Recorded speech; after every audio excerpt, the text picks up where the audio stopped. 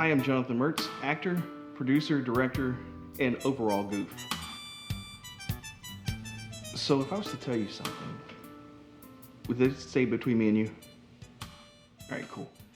So because I've never shared this with anybody before. Um, People like to bend over backwards for me, and they like to please me, and they want to do everything I ask them to do. It's strange, you know. My wife, that's the reason she married me, is because she didn't want anybody else to be able to have that firsthand pleasure of being able to do anything I ask and not ask for anything in return.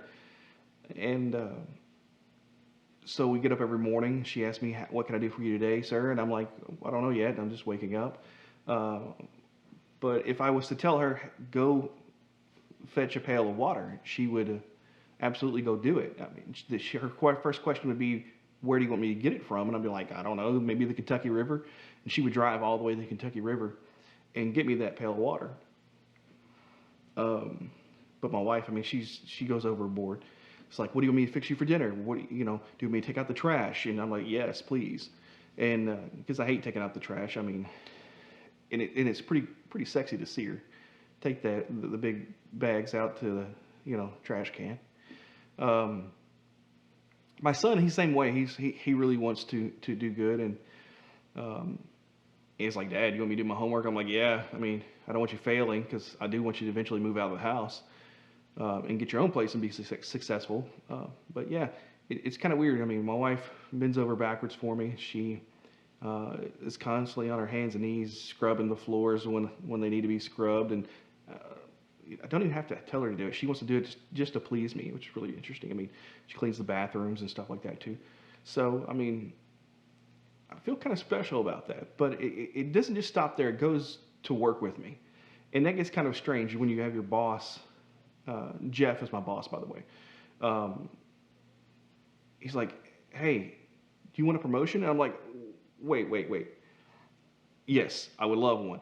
But let's hold off for a little bit. I don't want to make everybody else jealous, um, because they're not getting a promotion. And in COVID time, I just want to hold that off.